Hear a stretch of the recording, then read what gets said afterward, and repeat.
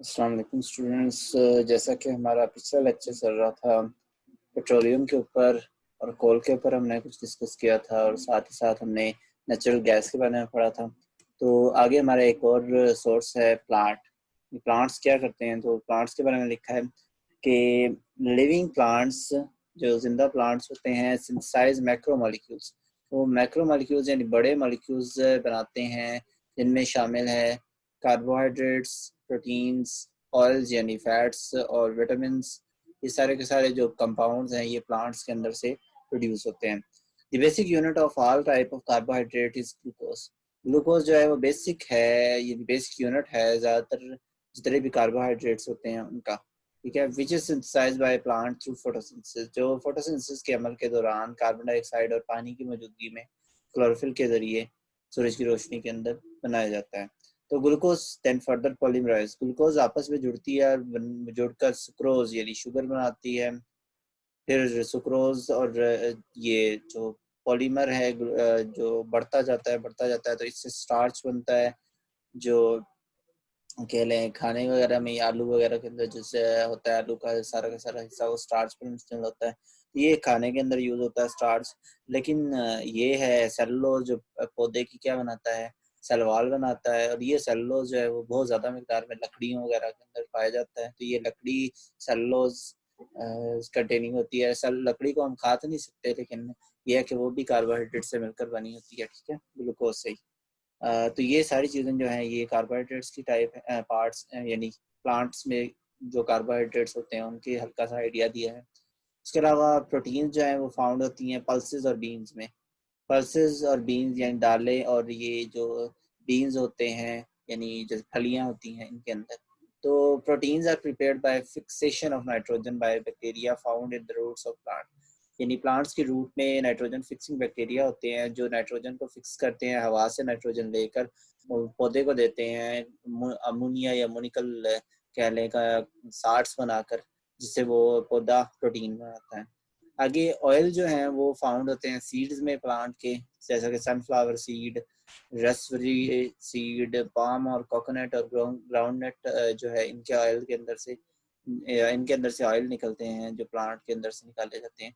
उसके अलावा विटामिन जो हैं वो काफ़ी फ्रूट्स में पाए जाते हैं, जैसे एप्पल में, सिट्रस फ्रूट्स में, इन सारों में क्या पाए जाते हैं, इनमें विटामिन पाए जाते हैं। उसके बाद beside these major food items plants also gives gums, rubber and medicine etcetera.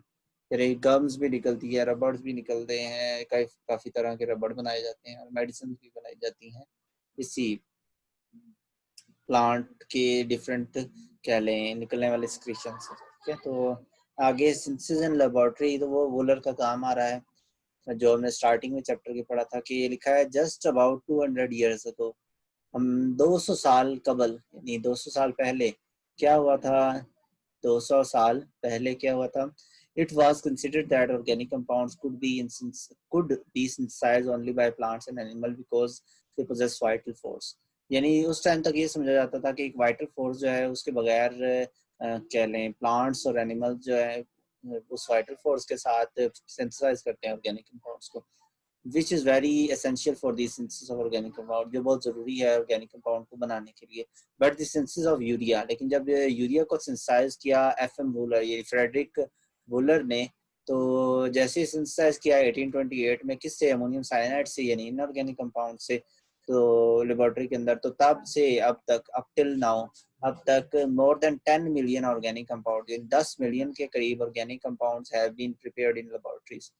ये एमसीक्यू भी है कि 10 मिलियन के करीब जो ऑर्गेनिक कंपाउंड हैं अब तक वूलर की उस डिस्कवरी के बाद, यूरिया की सिंथेसिस के बाद अमोनियम साइनेट से, अब तक तकरीबन 10 मिलियन के करीब ऑर्गेनिक कंपाउंड्स लेबोरेटरी में प्रिपेयर कर लिए जा चुके हैं।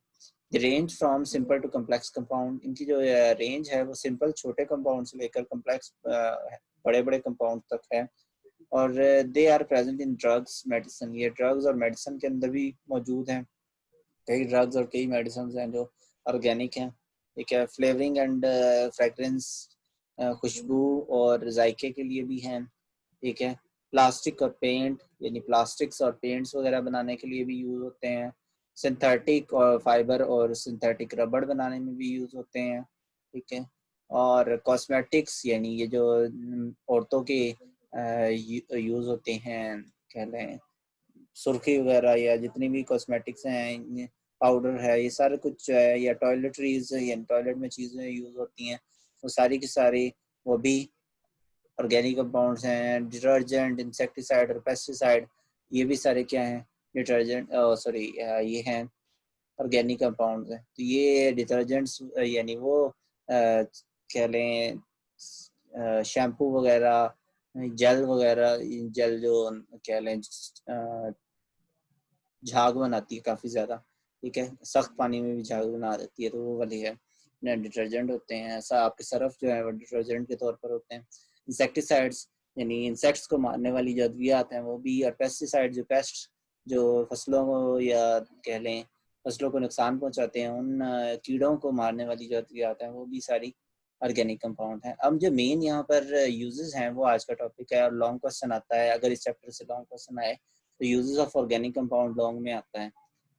तो यूजेस ऑफ ऑर्गेनिक कंपाउंड को देख लेते हैं। तो लिखा है नो डाउट, यानी हमें पता है कि कोई बात नहीं है ऐसी कि जो ना हकीकत पर मबनी ना हो। ये हकीकत है कि thousand of organic compounds are synthesised naturally.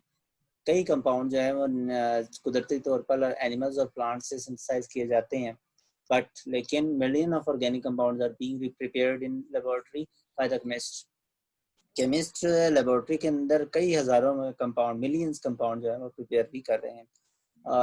और these compounds are a part of everything from food we eat to the various items we use in daily life to fulfill our needs।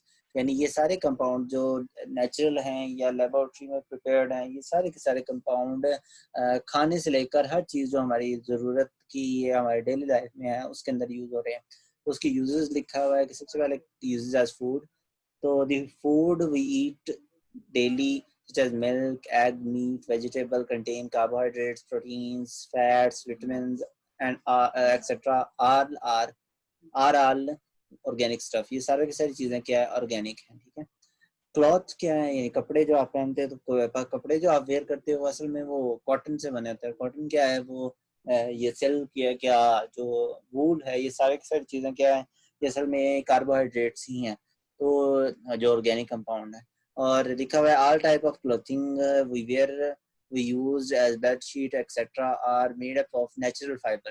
Natural fibre कौन कौन से हैं, cotton है, silk है, वूल है, यानी जो कपास की रुई है, वूल वूल वाली है, और उसके अलावा सिल्क है, रेशम के है, ये सारी की सारी चीज़ें क्या है, नेचुरल फाइबर्स हैं, ये नेचर में बनते हैं। फिर सिंथेटिक फाइबर क्या है, जो हम खुद बनाते हैं, जैसे नायलॉन है, डेक्रॉन है, एक्राइलिक, ये नाम है। तो ये नाम आप आगे एफएससी के अंदर पढ़ोगे, जब आप एफएससी का चैप्टर नंबर 16 पढ़ोगे, सॉरी 15 पढ़ोगे, 15 चैप्टर के अंदर ये सारी 15 या 14 चैप्टर के अंदर ये सारी चीज़ें बनाने का तरीका वहाँ पर लिखा हुआ है। ये सारी की सारी जो सिंथेटिक और नेचुरल फाइबर्स हैं ये क्लॉथ बनाने के लिए यूज़ होते हैं। Use of houses as houses, houses में यानी घरों में क्या यूज़ होता है, तो वुड जो है यानी लकड़ी जो है वो सेलुलोज की बनी होती है, और सेलुलोज जो है वो एक नेचुरली सिंथेसाइज्ड ऑर्गेनिक कंपाउंड है, और it is use for making houses and furniture for all kinds. ये घर बनाने के लिए और हर तरह का फर्नीचर बनाने के लिए यूज होता है सेलुलोज, ठीक है। नेक्स्ट अगला यूज देख लेते हैं। तो नेक्स्ट पेज के ऊपर देखें यूज एज फ्यूल। आपको पता है गाड़ियों में जो ईंधन इस्तेमाल होता है, फ्यूल इस्तेमाल होता है, वो क्या है कि the fuel we use for automobile and domestic purpose as are coal, petroleum and natural gas. ये कोल, पेट्रोलियम और नेचुरल गैस जिसे हम फॉसिल फ्यूल भी कहते हैं, ये सारे के सारे क्या है, ऑर्गेनिक कंपाउंड ही हैं। आगे यूजेस एज मेडिसिन, मेडिसिन में यानी अद्वियात में क्या यूज है, तो a large number of organic compounds naturally synthesised by plant are used as medicine for by us. यानी हम प्लांट से निकलने वाले नेचुरल सिंथेसाइज जो कह लें केमिकल्स हैं, ऑर्गेनिक कंपाउंड्स हैं, उनको मेडिसिन के तौर पर यूज करते हैं। Most of living life saving medicine and drugs such as antibiotics inhibit or kill microorganism which cause infectious disease। यानी ये जो मेडिसिन हैं काफ़ी, और ड्रग्स जिनमें एंटीबायोटिक्स हैं, ये एंटीबायोटिक्स क्या करती हैं, इन्फेक्शियस डिजीज जो काज करते हैं माइक्रो ऑर्गेनिज्म, उनको या तो ख़त्म कर देती है, किल कर देती है, या फिर इनहिबिट उनको अपनी उनकी जो कह लें डिजीज काजिंग है उससे रोकती है। आर सिंथेसाइज इन लेबोरेटरी, उसको भी लेबोरेटरी में सिंथेसाइज किया जा सकता है और ये सब भी ऑर्गेनिक कंपाउंड है। यूजेस एज रॉ मटेरियल के तौर पर कैसे यूज होते हैं, तो organic compound are use to prepare variety of material, कई मटेरियल्स बनाने के लिए ऑर्गेनिक कंपाउंड्स को यूज किया जाता है, जैसा कि रबड़, paper, ink, drugs, dyes, paints, varnish, pesticide, ये सारी की सारी चीज़ें जो हैं रबड़ से लेकर पेस्टिसाइड और वार्निश यानी दीवारों पर जो रंग किया जाता है, एक लेयर चढ़ाई जाती है कलर की, वो कलर जो है वार्निशिंग जो है वो भी ऑर्गेनिक मटेरियल से ही होती है। तो ये सारी चीज़ों में ऑर्गेनिक मटेरियल पाए जाते हैं। ठीक है, तो ये आपकी यूजेस है, लॉन्ग क्वेश्चन में आ सकते हैं अगर इस चैप्टर से लॉन्ग क्वेश्चन आएगा। ठीक है, आगे आपने ये टेस्ट और सॉल्व करनी है। कल हम अल्केन्स और कायरो रेडिकल के बारे में पढ़ेंगे कि वो क्या होते हैं। ठीक है, इसके साथ आज का लेक्चर एंड होता है, नेक्स्ट लेक्चर में मुलाकात होगी। अल्लाह हाफिज़।